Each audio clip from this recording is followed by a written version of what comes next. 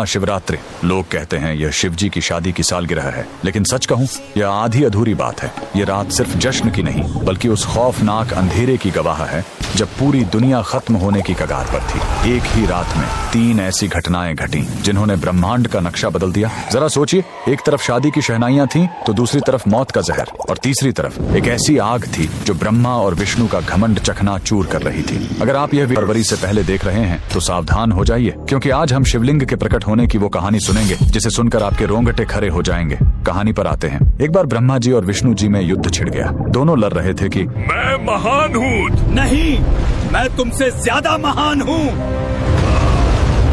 उनका यह घमंड जब दुनिया का संतुलन बिगाड़ने लगा, तब अचानक उनके बीच एक विशाल अनंत अग्नि स्तंभ प्रकट हुआ। वह आग का एक ऐसा खंभा था जिसका न कोई शुरुआत था न अंत। उस स्तंभ से एक भारी आवाज आई, जो मेरे आखिरी सिरे को खोज लेगा वही महान होगा।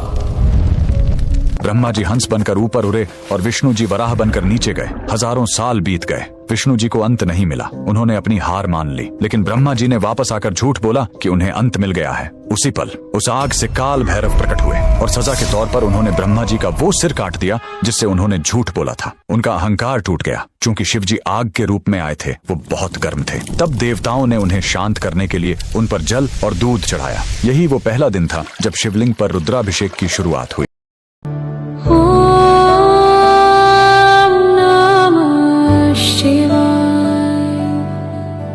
लेकिन कहानी यहीं खत्म नहीं होती। एक बार जब देवता श्रीहीन यानी कमजोर हो गए थे, तो अपनी शक्ति वापस पाने के लिए समुद्र मंथन हुआ। सबको उम्मीद थी अमृत की, लेकिन निकला क्या? हलाहल विष। पूरी दुनिया जलने लगी। तब फिर वही भोलेनाथ आगे आए। संसार को बचाने के लिए उन्होंने उस उबलते हुए जहर को पी लिया और अपने कंठ में रोक लिया। जहर की गर्मी से शिव जी का शरीर तपने लगा। उस जलन को शांत करने के लिए सभी देवताओं ने उन पर पूरी रात गंगा जल, दूध और बेलपत्र चढ़ाया। उन्हें नींद न आ जाए इसलिए पूरी रात देवताओं ने गीत गाए और जागरण किया। यही वजह है कि महाशिवरात्रि पर हम पूरी रात जागते हैं।